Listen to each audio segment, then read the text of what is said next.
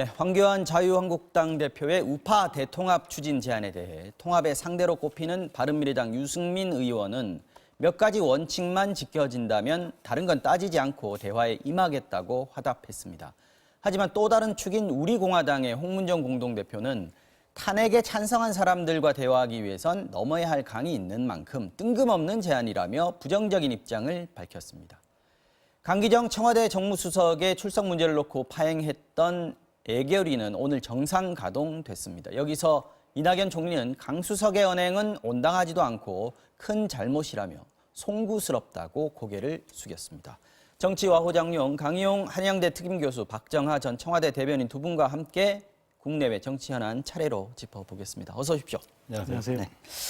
자, 먼저 할 얘기는 보수통합 얘기입니다. 황교안 자유한국당 대표가 어제 기자회견을 자청해서 보수통합에 적극 나서겠다고 밝혔습니다. 내년 총선을 앞두고 보수통합이라는 일종의 승부수를 던진 셈인데 황 대표는 오늘 아침 회의에서도 관련 발언을 했습니다. 관련 내용 들어보겠습니다. 지금은 모든 것을 통합의 대의에 걸어야 할 때입니다. 통합이 정이고 분열은 불입니다. 저부터 낮은 자세로 최선을 다하겠습니다. 네, 일단은 추진 기구를 만들겠다라는 겁니다. 자유우파라는 표현을 썼고요. 어떻게 보셨습니까? 말 그대로 좀 약간 뜬금없다 이런 생각이 드는데요. 근저에는 두 가지를 좀 볼 수 있을 것 같은데 하나는 긴급이라는 표현을 썼는데 왜 갑자기 했을까? 그래서 지금 나오는 얘기는 하나는 영입 인사에 대한 실패 책임론이 불거지는 상황에서 이를 모면하기 위한 일종의 위기 모면용 아니었냐라고 하는 부분이 하나 있고요. 또 한 가지는 오늘 바른미래당의 변혁 모임에서 신당 추진단 구성 발표를 했습니다. 즉 이 발표에 대한 정보를 알고 직전에 해야지 사실상 향후에 보수 통합에 대한 헤게모니, 주도권을 가져갈 수 있는데 유리하다고 판단한 거 아니겠느냐. 그래서 사실상 오늘 이제 유승민 전 대표가 얘기하기를 어제 황교안 대표가 우리랑 여러 가지 소통을 했다고 했는데 나는 소통한 적 없다라고 얘기를 했습니다. 즉 뭉뚱그려서 내 유승민하고 다 얘기하고 이렇게 해서 내가 통합기구를 제안하는 것이다 이렇게 얘기를 했지만 실제로 그것이 부인당한 상황이거든요. 소통은 안 됐었다. 네, 그런 점에서 봤을 때 어제의 황교안 대표의 발표는 전반적으로 좀 지금 여러 가지 불리한 상황에서 설익은 통합을 꺼낸 이유가 본인의 정치적 입지가 좀 다소 흔들리고 당내 리더십이 좀 흔들리는 상황 이런 것들을 좀 모면하기 위한 건 아니냐. 그래서 일각에서는 사실 어제 황교안 대표의 통합 제안이 마치 2016년도 태블릿 PC가 나와서 긴급하게 황급히 박근혜 전 대통령이 개헌을 꺼내지 않습니까? 그래서 그거와 비유하는 이런 일도 있습니다. 말하자면 프레임 전환을 그렇죠. 원하기 하기 위해서 시선을 다른 데로 돌리겠다. 뭐 이런 의지가 보인다라는 거죠. 자, 조금 전에 말씀하셨던 것처럼 지금 가장 중요한 것은 유승민 전 대표의 반응일 겁니다. 오늘 아침에 반응 한번 보겠습니다. 이 세 가지 원칙만 확실히 지켜진다면 그러면 다른 아무것도 따지지도 요구하지도 않을 것입니다. 저는 황교안 대표와 자유한국당이 제가 이야기한 이 세 가지 원칙, 탄핵의 강을 건너자, 개혁보수로 나아가자, 낡은 집을 허물고 새 집을 짓자는 이 원칙에 대해서 가볍게 생각하거나 쉽게 생각하지 않기를 바랍니다. 네, 일단 호응을 했다라고 볼 수 있을 것 같긴 한데 조금 애매하긴 합니다. 전제 조건이 붙었는데 세 가지 원칙을 얘기했거든요. 분명한 전제 조건이 있죠. 그러니까 말씀하신 것처럼 전혀 대화가 없었다고는 아닌 것 같아요. 그러니까 직접적인 건 없지만 간접적으로는 여러 채널을 통해서 얘기가 오고 가고 했던 이야기한 걸로 원칙이라고 얘기했으니까. 걸로 이제 얘기가 되는데 사실은 유승민 전 대표가 얘기한 원칙이라는 게 개혁의 강을 넘자. 그다음에 개혁 보수라는 길로 가자. 탄핵의 강을 넘자. 탄핵의 강을 넘자. 개혁 보수로 가자. 그다음에 새 집을 짓자. 뭐 이렇게 되는데 맞습니다. 사실은 앞에 두 가지 조건에 대해서 어제 황교안 대표가 얘기한 거는 앞에 두 가지 조건은 생략되고 뒤에 새 집 얘기만 좀 더 많이 하신 것 같은 생각이 당명 바꿀 수 있다 우선은 얘기했죠. 들어요. 네네. 뭐 그런 생각이 들어서 유승민 전 대표 어제 오늘 말씀을 이렇게 쭉 보면은 굉장히 어려운 대화가 될 거다. 그리고 좀 전에 이제 저희가 본 것처럼 원칙을 너무 쉽게 생각하지 말아라. 그리고 굉장히 자유한국당 입장으로서는 고통스러울 수도 있다. 뭐 이런 얘기를 했거든요. 넘어야 될 산과 넘어야 될 강이 좀 많지 않나라는 생각이 들고 우선은 황교안 대표가 어제 제안에 대해서 한 두 가지 정도는 나눠 볼 수 있을 것 같은데 전체 하나는 지금 뭐 보수 통합이나 혹은 뭐 자유한국당의 쇄신 뭐 이런 게 사실은 겉과 이게 저기지 동전의 양면과 같은 얘기예요. 그 안에 뭐 인적 쇄신도 걸려 있고 뭐 과거에 대한 반성도 있고 다 얽혀 있는 이게 교차 방정식이다.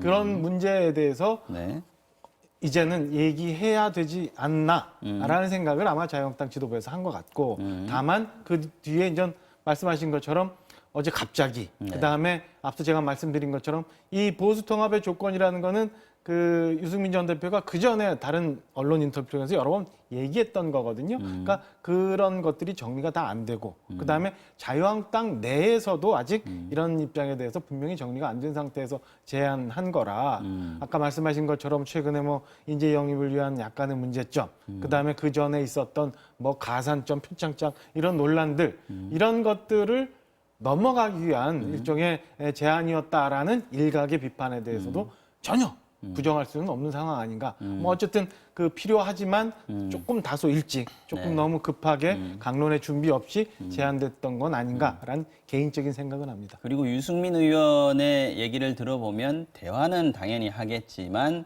황교안 대표가 생각하는 것처럼 끌려갈 것 같지는 않다. 그런 생각은 없다. 좀 전에 말씀하신 것처럼 오늘 아침 회의에서 분명히 이제 12월 10일까지 신당 기획단을 지금 꾸려서 12월 10일까지 결론을 낼 거고 한국당의 스케줄에 맞춰서 갈 수만은 없다라는 얘기를 하니까 이제부터는 모든 과제나 숙제 뭐 이런 것들이 자유한국당 지도부 특히 황교안 대표한테 넘어가지 않았나. 앞서 말씀드린 것처럼 탄핵 조건 세 가지 조건 그리고 자유한국당 내에 여러 가지 분출되고 있는 얘기들 그리고 나머지 다른 뭐 우리 공화당과의 관계 이런 것들을 여하이 황교안 대표가 리더십을 발휘해서 조정 정리하느냐가 이제 한 달 정도 남은 기간 동안에 이 지금 어제 오늘 띄운 보수 통합의 성패를 가름할 수 있는 중요한 바로미터 숙제 뭐 이렇게 보여질 것 같습니다. 황교안 대표가 얘기한 보수 대통합이라는 게 물론 이제 큰 축은 유승민 의원이 있는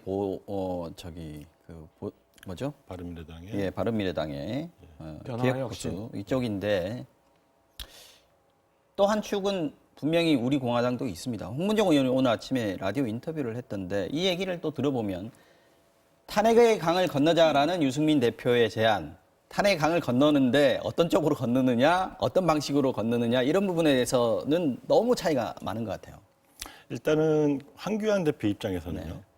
이런 구상이죠. 그러니까 왼쪽에는 바른미래당의 유승민계, 오른쪽에는 홍문종의 우리공화당, 양쪽을 통합해서 본인이 자유우파의 중심이 되겠다라는 구상일 텐데 일단은 왼쪽에 있는 분들이 한 15명 정도 의석수로는 있고요. 오른쪽에 이제 2석 정도가 있습니다. 근데 방점은 왼쪽에 찍힐 수밖에 없는 것이고요. 그런 점에서 오늘 유승민 대표가 얘기한 탄핵을 건너자라는 거에 진위가 뭐냐라고 했더니 탄핵을 더 이상 잘잘못을 서로 따지지 말고 묻지도 따지도 말다. 이게 무슨 뭐 보험에 예, 이게 넘자가 아니라 묻자입니다. 묻자. 이거 묻자라고 하는 거는 실제로 탄핵에 대해서 본인들은 그렇게 생각할지 몰라도 국민들은 그렇게 생각하지 않거든요. 그런 점에서 일단 시작부터가 상당히 위험하다라고 저는 보여지거든요. 지금 유승민 입장에서 상당히 후퇴한 겁니다. 어떻게 보면 통합을 위해서. 그렇기 때문에 그런 점에서 국민들이 과연 그것을 정당한 통합으로 정당한 보수파의 어떤 보수 재건의 하는 형태로 인정해 줄 것이냐라고 하는 점이 있는 것이고요. 또 한 가지 그 우리 공화당 입장에서는 물론 일단 지금 몸값을 높이기 위해서 딴지를 걸 겁니다. 이 통합의 흐름에 대해서. 그러나 홍문종 의원이 자유한국당을 나갈 때는 사실 연동형 비례대표제에 대한 기대가 좀 있는 것이거든요. 그래서 연동형 비례대표제가 되면 자유한국당 내에서 황교안으로부터 사랑받지 못한 사람들은 나와서 우리는 함께 할 것이다. 연동형 비례대표제가 소수정당에 대한 우대 조치가 있기 때문에 그 부분에 대해서 자기가 회생할 수 있다라고 하는 정치적으로 회생할 수 있다라고 하는 기대가 있는데 지금 바른미래당이 이렇게 쪼개져 갖고 나오면서 사실상 공수처 설치도 물 건너가는 분위기가 된다면 실제로 연동형 비례대표제도 실제로 패스트트랙에 올라가 있지만 어려워지는 상황이 오거든요. 그렇기 때문에 실제 우리 공화당이 존재할 수 있는 그러니까 존재 가능성을 기대했던 기반이 사라지게 되면 마냥 버티기도 어려워질 것이다 이렇게 보여집니다. 여러 가지 정치 공학적인 문제들이 섞여 있는 부분이라서 쉽게 이해가 잘 안 가시는 분들도 있을 것 같아요. 그럴 수 있어요. 그럴 수 있는데 이제 탄핵이라는 거 말씀하셨지만 사실은 이 보수 야권에서는 탄핵에 대해서 정리를 좀 다시 해야 될 필요가 있을지 몰라요. 탄핵은 어떤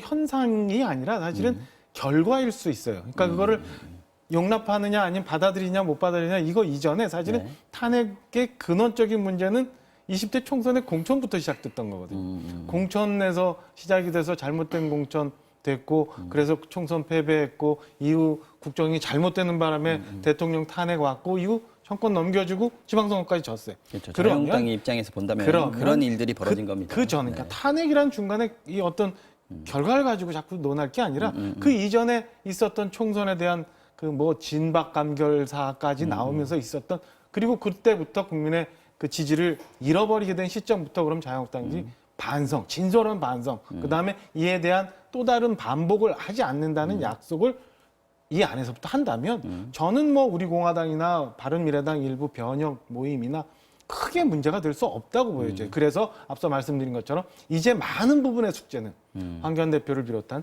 자유한국당 지도부로 갔고 그다음에 이 성공의 성패는 자유한국당 내에 이런 분출되는 요구들을 서로 다른 의견들을 어떻게 조율해내느냐에 달려있다고 말씀을 드리는 겁니다. 자유한국당의 입장에서는 그런 것이고 황교안 대표 개인으로 봐서는 어떨까요? 어저께 사실 기자회견이 자청을 한 거고 긴급하게 이루어졌던 거란 말이죠. 그렇다면 아까 말씀하신 대로 시선 돌리기용이라는 민주당 쪽의 비판 이런 부분들이 좀 일리가 있지 않을까? 저는 앞서도 말씀드렸지만 전혀 그거를 부정할 수 없다고 봐요. 그러니까 이 사실은 그 전에 뭐 지금하고는 정치 문화가 다르니까 그런데 과거 우리 뭐 삼김 시대로만 조금 돌아가보더라도 사실은 이런 그 뭐 통합이나 당대당 뭐 합당이나 이런 논의가 대부분 다 한 90% 95% 정도 합의가 물밑에서 진행이 되고 아무도 모르는 사이에 진행이 되고 나머지가 여기 조금 뭐 단초가 보이다가 어느 날 갑자기 꽝 하고 나오는 거잖아요. 그래야 성공 가능성도 높은 거고 좀 전에 말씀 주셨지만 뭐 총선에 대한 주도권 혹은 뭐 혹자는 뭐 지분에 대한 얘기 이런 것도 하는데 저는 양측 뭐 우리 공화당까지 합쳐 이제 순수한 마음으로 이해한다면 그런 것까지는 계산 안 하고 정말 보수 야권이 잘 가기 위한 마음이 있다고 믿고요. 믿고 전제하고 얘기하면 그렇지는 않을 거라고 봐요. 근데 지금은 사실은 강론은 전혀 보이지가 않아요. 심지어는 직간접적으로 교류했다는 상대 측에서도 전혀 몰랐다고 얘기할 정도로 이런 강론이 없이 진행이 된 거라 그리고 발표된 거라 어제 갑작스럽게 잡힌 일정 그리고 뭐 이전에서 있었던 여러 가지 불미스러웠던 당 지지율을 깎아먹는 이런 일들을 감안한다면 말씀하신 것처럼 그리고 민주당에서 얘기하는 것처럼 황교안 대표 측은 좀 일렀고 그다음에 좀 성급했고 라는 이런 평가를 전혀 부정할 수는 없다라는 생각이 들고 그래서 조금 보태면 지난주 있었던 인재 영입에 대해서도 자유한국당 내에서도 굉장히 논란이 많았었잖아요. 그래서 그렇다면 황교안 대표 주변에서 이런 그 기획을 하고 그다음에 대표께 조언을 하는 그룹이 좀 더 면밀하게 주도 면밀하게 계획을 잡고 기획을 하고 검토를 해서 이런 것들을 대표한테 건의를 하고 실행을 했으면 하는 그런 아쉬움도 좀 크게 가는 들었어요. 거는 대표겠지만 사실 황 대표가 정치를 시작한 지 오래된 건 아니거든요. 옆에 전문가들이 있을 텐데 그분들의 조언에 좀 더 귀를 기울여야 되는 거 아닌가 하는 지적들이 정치 전문가들로부터 지금 나오고 있는 상황입니다. 그만큼 그런데 어쨌든 이렇게 전격적으로 통합 얘기를 한 거는 지금 쇄신 얘기했고 인재 영입에 대해서 질타가 있었는데 그게 이제 당 내에서도 있었고 뭐 보수 언론들에서도 많이 있지 않았습니까? 황 대표에 대한 이대로 총선을 치를 수 없다라는 지적들이 있었는데 그만큼 황 대표에게 위기의식이 찾아왔다라고 봐야 되는 거겠죠. 일단 오늘 눈여겨봐야 될 것은 이제 아침에 그 자유한국당 초선 의원들이 모였죠. 모였는데 전체 초선 의원이 이제 44분이 있는데 그중에 이제 25분이 모여서 일종의 보수 대통합, 그다음에 중진들의 험지 출마 이 두 가지를 의제로 삼아가지고 오늘 오후에 이제 성명서를 발표한다고 합니다. 이게 사실 어제 그 보수 대통합 통합 논의 제안과 사실 이제 맥이 닿아져 있다 이렇게 보여지거든요. 네. 그러니까 어떻게 보면 이게 뭐 저는 물론 잘 정확히 모르겠습니다만 이게 급조된 것일 수도 있다. 그러니까 어제 통합 제안 플러스 초선들의 보수 대통합과 중진들의 험지 출마 이 두 가지가 같이 봐야 된다. 왜냐하면 오늘 참석한 그 초선 의원들 몇 면을 보면요, 네. 민경욱, 추경호, 뭐 성일종, 신보라, 성원석 다 그 누구죠? 황교안 이른바 대표의 친황이라고 할 수 있는? 측근들이 이제 주축이 돼서 네. 만들어진 그룹이거든요. 그래서 사실상 오늘 초선 모임은 뭐 말이 초선이지 실제로 황교안 대표의 하명에 의한 어떤 돌격대. 그러니까 일종의 한쪽으로는 보수 대통합을 내걸고 내부에서는 중진들을 뭐 김태우 의원부터 이제 그런 주장을 했습니다만 이 중진들을 이제 물갈이 하려고 하는 이런 흐름들이 인위적인 흐름들로 이제 잡혀가고 있는 거 아니냐 이렇게 봐야 될 것 같거든요. 그래서 자 위기는 위기대로 우리가 인지를 하고 황교안 대표가 이 위기를 회피하기 위해서 어떻게 했을 것이다라고는 이제 우리가 분석할 수 있고 또 한 가지는 그건 그건데 자 그러면 황교안 대표 입장에서는 지금 상황에서는 한쪽으로는 보수 대통합을 내걸지만 안쪽으로는 일단 뭐 중진들 좀 바꾸고 해가지고 이미 그 인적 쇄신에 대한 어떤 주도권을 좀 더불어민주당에게 빼앗긴 상태에서 이를 만회하기 위한 노력들을 초선들을 동원해서 벌이고 있는 것이다. 이렇게 보는 게 좀 더 합당할 것 같고요. 그리고 지금 상황에서 여러 가지 측면에서 봤을 때 이 초선 의원들이 말이 좀 초선이지 실제로 뭐 민경우 의원이나 이런 분들은 막말로 많은 또 사고를 치신 분 아닙니까? 그런 점에서 과연 중진들이 이분들의 이야기를 듣고 그래 내가 험지로 갈게라고 할까 이런 부분도 상당히 궁금하거든요. 그래서 어떻게 보면 시작부터 즉 통합이라고 하는 거는 상대가 있는 겁니다. 상대와 충분한 소통과 공감대를 갖고 있지 못한 상황에서 본인이 통합을 자기는 자리를 탐하지 않겠다고 하지만 본인이 사실상 통합을 주도하고 싶은 욕심이 하나 있는 거고 그걸 방패 삼아갖고 내부적으로는 자기 말을 잘 안 듣는 삼선 이상의 중진들을 물갈이하겠다라는 의지가 담겨 있는 어떤 숨은 속내가 그대로 드러나는 이런 행위가 지금 어제 오늘 이렇게 벌어지고 있다 보여집니다. 상당히 깊이 들어가셨는데 조금 있다가 박정하 대변인 말씀 듣기로 하고요. 먼저 오늘 말씀하신 그 초선 의원 모임 그 간사를 맡고 있는 분이 이양수 의원이라고 합니다. 이분이 지금 브리핑을 가졌는데 이 얘기부터 잠깐 좀 간단하게 듣고 오겠습니다. 당에서 추진하고 있는 중도를 아우르는 보수 대통합에 대해서 적극적으로 지지한다. 우리 초선 의원들은. 그 김태흠 의원께서 기자회견을 통해서 촉발된 당의 인적 혁신 문제에 대해서도 우리 당이 내년 총선 승리를 위해서 적극 추진되어야 된다. 네, 박정하 대변인.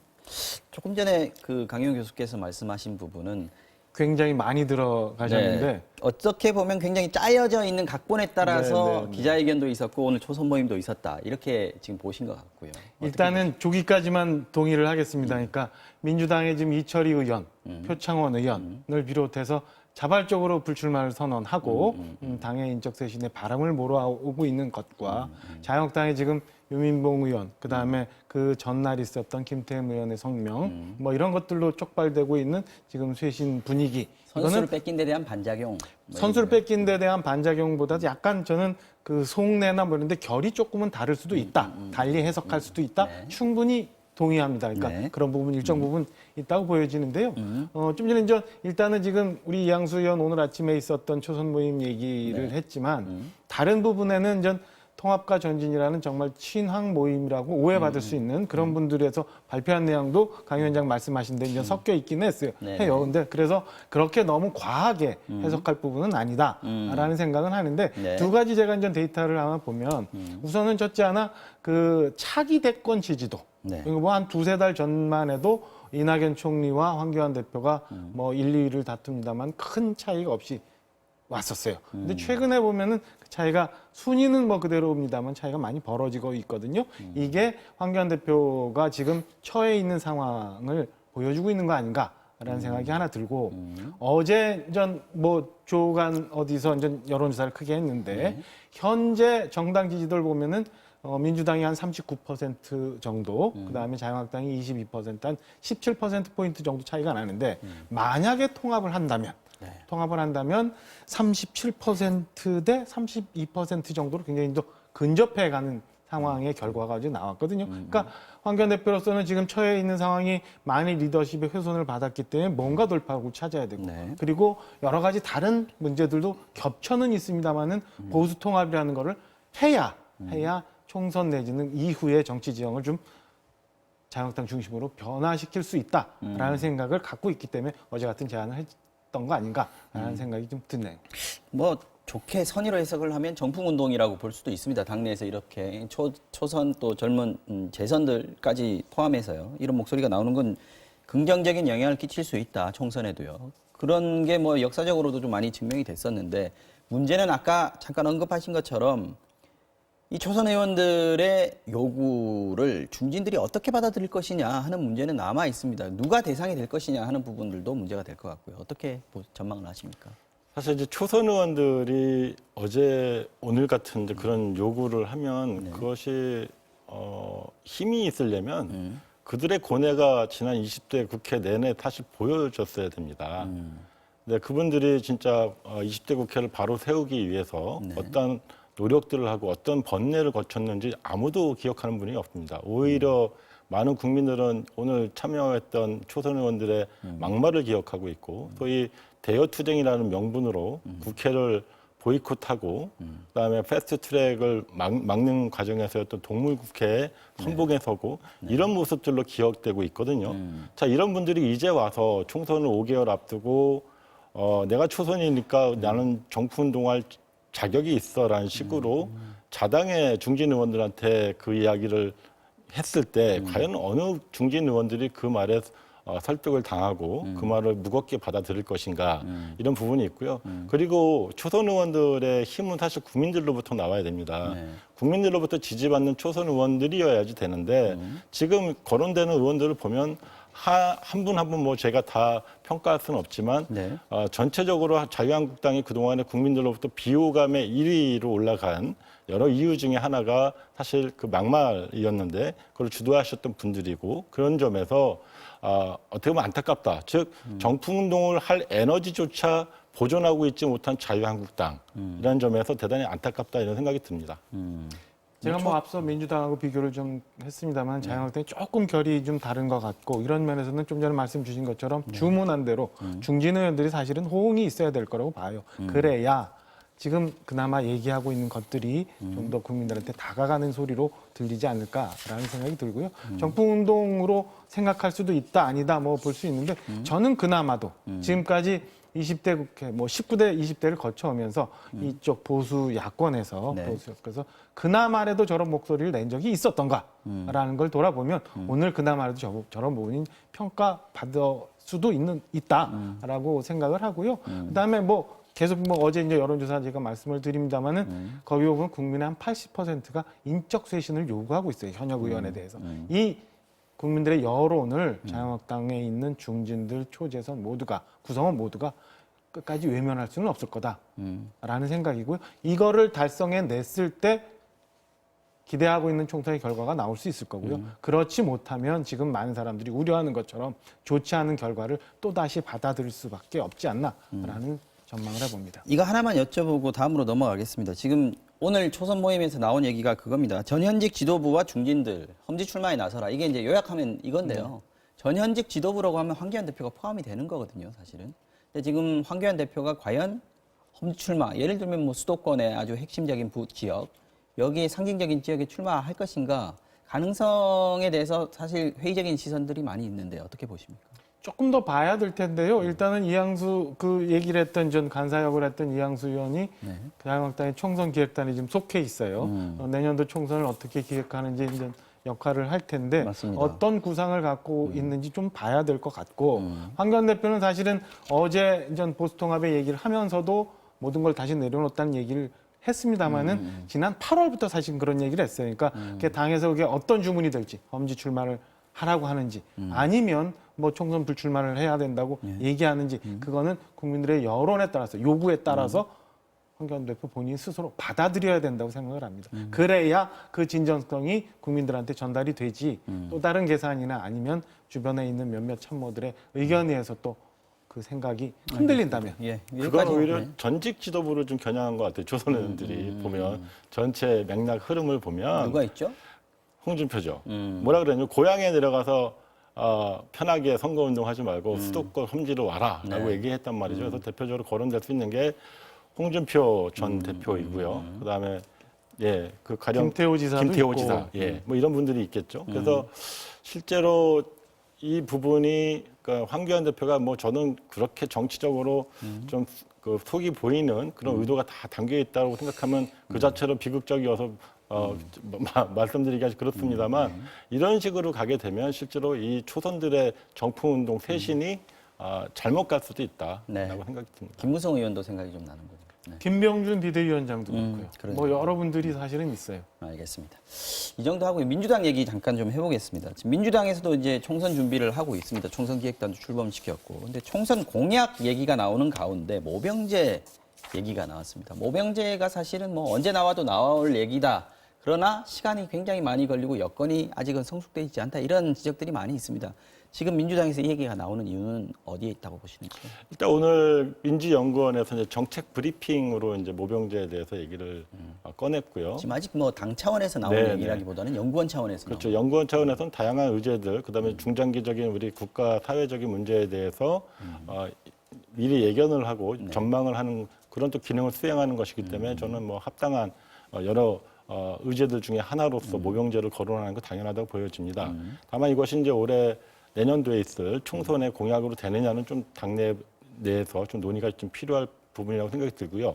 총선 기획단이 이제 이제 며칠 전에 만들어졌기 때문에 지금 이 부분을 어떤 당에 큰 사회적으로 화두를 던지는 부분으로서 이것을 공식적으로 논의할 시간이 있었느냐 그러지 못한 것으로 알고 있습니다. 그래서 다만 연구원으로서는 지금 우리 인구 구조의 변화, 특히 이제 징병의 대상이 되는 19세에서 21세 되는 청년들이 앞으로 계속해서 줄어들 것이고 지금 한 100만이라면 향후에 한 77만 정도로 줄어든다는 거 아닙니까? 그렇죠. 그랬을 경우에 전체 국방 전력의 어떤 선진화라는 부분하고 그다음에 정예 군대라고 하는 즉 다수의 군인들보다는 정예화시키는 과정으로서 현대화시키는 것이 이미 국방 개혁으로 이미 이제 추진되고 있기 때문에 그 과정에 맞춰가지고 모병제를 해야 된다 이런 부분인데 오히려 지금 우스운 거는 조금 일부 보수 야당의 반응인데요. 이러한 어떤 사회적으로 같이 공통적으로 질문을 던지고 같이 머리를 맞대야 될 문제를 가지고 이걸 마치 친북 정책인 것이냐 이렇게 몰아가는 것은 사회적인 어떤 생산적 논의 자체를 틀어막는 아주 고질적인 구태다 이렇게 보여집니다. 어떻게 생각하십니까? 모병제에 대해서는 이미 저희가 몇 년 전에 한번 우선 얘기가 나왔었죠. 그러니까 남경필 전 경기도지사가 이제 바른정당 대선 후보 시절에 네. 이미 모병제에 대해서 얘기가 했었고 그때 당시 사회적으로 여러 번 논의가 됐었어요. 네. 그때도 물론 지금 이제 원론적으로 지금 인구 비중상 조금 언젠가는 검토해 볼 사안이지만 지금은 다소 뭐 이르다라는 의견도 있고 그렇지 않다는 의견도 있는데 네. 제가 얘기하고 싶은 거는 이런 원론적인 건 말고 사실은 민주연구원이 이런 식으로 툭 던져서 여론을 떠본 게 이게 처음이면은 그럴 수도 있다라고 생각할 수 있는데 공수처법, 그다음에 지난 일본과의 갈등 문제 뭐 이럴 때 다 민주연구원이 여론을 떠보는 기획을 한번 하고 이후에 그 여론을 보고 당론을 채택하더니 뭐 이렇게 되더라고요. 이번도 그런 수순으로 가는 것 같아서 민주연구원의 이런 방식이 순수하지만은 않다라는 생각이 우선 하나 들고 지금 내년 총선을 앞두고 사실은 2030 세대로부터 조국 사태를 거치면서 공정이라는 부분에 대해서 굉장히 많이 훼손을 받고 지지도가 떨어졌어요. 그래서 이런 것을 만회하기 위한 방편으로 모병제를 좀 던져본 거 아닌가라는 생각에 안보도 걸려 있고 국방 문제도 걸려 있는 이 중요한 정책 화두에 대해서 너무 쉽게 생각하는구나. 라는 생각을 좀 해봤습니다. 20대 남성 그리고 이제 앞으로 유권자가 될 10대 남성 이런 또 그런 부모 이런 부분들에 대한 네. 어떤 노림수가 있지 않느냐 이런 분석들 그런 분석은 좀 어려운 게 2025년도에나 이제 하자 뭐 이런 식으로 되어 있는데 실제로 지금 내년도 총선에 일단 내년 투표권 총선하고는 상관이 없죠. 없을 그러니까 수도 그런 있습니다. 무속보다는 오히려 네, 이게 간접적으로는 상관이 있을 수 있어요. 진짜 국방 예산을 우리가 상당히 많이 쓰는 나라 중에 하나인데 이 나라에서 이 국방력을 어떻게 선진화시키고 정예화시킬 것인가에 대한 고민을 이제 함께 하자라는 취지로 받아들이는 게 합당할 것 같습니다. 알겠습니다. 진도 나갈 건 많은데 시간이 좀 많이 지났습니다. 계속 좀 가보죠. 일단 송금주 의원 얘기하겠습니다. 무소속인데 이게 당시에 이제 국민의당이 평화당하고 바른미래당으로 흩어질 당시에 무소속으로 나가셨던 분입니다. 근데 이분이 지금 입당 원서를 냈어요, 민주당에. 근데 받아들여질까 부정적인 의견들이 좀 많은 것 같습니다. 작년 12월 달에 한번 입당 신청을 했었죠. 그때 네. 당시에는 이용호 의원이랑 같이 네. 했는데 이번엔 혼자 하셨어요. 근데 그 무소속 두 분도 또 분열이 된 거죠. 그러니까 뭐 그때 국민의당도 분열돼 갖고 바른당이랑 뭐 또 여러 가지 당으로 쪼개졌듯이 네. 이 무소속 두 분도 이제 길을 또 달리하는 거 아니냐 이런 생각이 드는데 어쨌건 두 번째 고민입니다. 당원 자격 심사위원회에서 다음 주에 윤호중 사무총장이 이제 위원장인데 거기서 이제 심사를 하게 될 텐데요. 네. 결국은 우리가 받아들일지 말지에 대해서는 이제 실리와 명분을 따져야 되는데 더불어민주당 입장에서는 실리도 없고 명분도 없다라는 점이 좀 강한 것 같습니다. 현재로서는. 그래서 실리라는 건 뭡니까?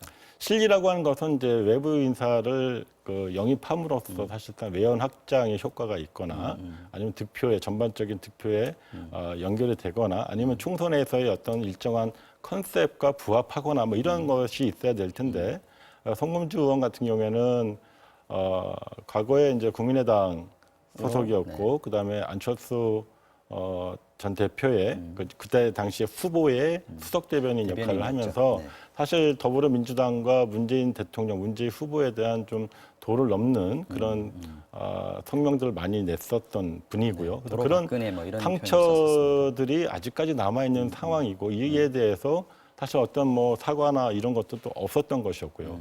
또 한 가지는 이분이 어떤 국회의원으로서 입당을 하겠다는 건데 그러기 때문에 당원 자격 심사를 하는 건데 중앙당에서요. 국회의원으로서 그러면 어떤 혁혁한 우리 더불어민주당에서 어떤 그 모시고 올 만한 어떤 무엇이 있었느냐 또 그런 부분에 있어서는 좀 다소 회의적이고 말 그대로 내년 5개월 남은 선거를 앞두고 간판을 바꾸려고 하는 것 아니냐라고 하는 의구심이 제일 크다 이렇게 보여집니다. 알겠습니다. 이 정도까지만 하겠습니다. 자, 다음 얘기로 넘어가겠습니다. 강기정 정무수석이 운영위원회 국감에서 나경원 원내대표를 향해서 고성을 지르고 삿대질을 하면서 태도 논란이 있었고요. 한국당이 사과, 사퇴, 해임을 요구했고 결국 어제 예결위 파행까지 갔는데 오늘은 일단 예결위 종합질의가 정상적으로 가동이 됐습니다. 이낙연 총리가 오늘 예결위에서 야당 의원들의 사과 요구에 입장을 밝혔는데 사과를 요구한 바른미래당의 지상욱 의원 그리고 이낙연 총리의 발언 이어서 들어보시겠습니다. 이 정부의 가장 대표격이신 우리 총리께서 국민에 대해서 국민께 그 사태에 대해서 예결위 파행과 있었던 그 일련의 문제에 대해서 한 말씀 해주시고 시작하는 것이 온당하다고 생각을 합니다. 정부에 몸담은 사람이 감정을 절제하지 못하고 국회 파행의 원인 가운데 하나를 제공한 것은 온당하지 않았다고 생각합니다. 송구스럽게 생각합니다. 네, 이낙연 총리가 나서서 사과를 했습니다. 어떻게 보셨는지요? 일단은 당일 그 국감 운영위가 이제 거의 마무리되는 시점인데 우리나라가 불가피하게 대통령제를 시작하고 있잖아요. 그럼 최근에 있었던 모든 사안에 대해서 청와대로 야당의 공격이 갈 수밖에 없는 상황이었고 하루 종일 그런 일이 있었고 또 결론적으로 더 가고 있는 상황이었는데 저는 강기정 수석이 당시는 굉장히 의도성을 갖고 여러 가지 의도를 갖고 저런 발언을 하지 않았나 싶은 생각이 듭니다. 근데 어쨌든 국회가 국민의 민의를 잘 대변하고 있느냐 못하느냐라는 전제를 떠나서라도 어쨌든 피감기관으로서 저렇게 한 것은 100번, 1000번 잘못됐다는 생각이 들고요. 지금 이낙연 총리가 시원하게 사과를 했으니 저는 저런 논란이 더 이상 이제는 안 됐으면 하는 생각이 들고 어제 강기정 수석이 마침 페이스북에 예결위원장인 김재원 의원과 맥주를 마시는 사진을 올렸던데 이런 모습들이 버럭이 없는 상황에서 있었으면 훨씬 좋았을 텐데라는 아쉬움과 함께 여야 혹은 뭐 청와대 야당 이렇게 해서 정무수석이라는 위치에 있는 분들이 자주 교류해서 이런 정쟁이 좀 그만 자그러들었으면 하는 생각입니다. 수석들도 좀 반성해야 될 것 같기도 하고 또 야당에서도 이런 문제 때문에 국회 의사 진행이 좀 차질이 빚어져서는 안 되겠다 이런 교훈을 좀 얻은 그런 부분이 아닌가 싶습니다. 지금 아까 잠깐 얘기하셨습니다만 강기정 정무수석이 페이스북에다가 사진을 하나 올렸습니다. 김재원 의원하고 맥주 한잔하는 그런 모습을 올렸는데 앞으로는 이제 좀 예산안이 남아 있고 패스트트랙도 있는데 그래도 아직 불씨가 완전히 꺼졌다라고 보기는 힘들겠죠. 어떻게 예상하십니까?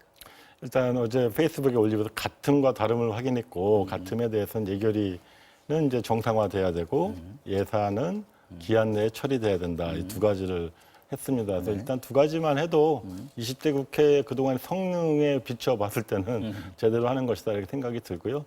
아까 이낙연 총리께서 이제 아주 뭐 주광대 의원 표현대로 하면 감동적인 사과였다라고 얘기를 할 정도로 더 이상 말이 덧붙일 것도 없는 그런 사과를 했습니다.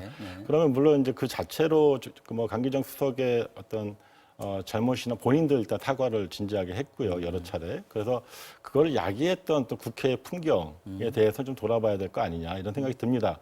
그래서 국민을 대표해서 묻는 국회의원으로서의 어떤 품격을 좀 생각해 볼 필요가 있을 것 같고요. 그래서 대통령을 대신해서 나온 비서실장과 안보실장에 대해서 뭐 어거지라느니 우긴다느니 이런 식으로 표현하는 것은 합당한 답변을 들으려고 하는 태도가 아니죠. 그래서 그런 또다시 불거지겠는데요. 그런 점에서 그런 점에서 그 야당도 이런 부분에 대해서는 좀 성찰이 좀 필요한 거 아니냐. 서둘러 마무리하겠습니다. 네. 정치와 어장용 여기서 이야기 듣게 마무리하겠습니다. 강희용 한양대 특임교수, 박정하 전 청와대 대변인 두 분과 함께했습니다. 오늘 고맙습니다. 네.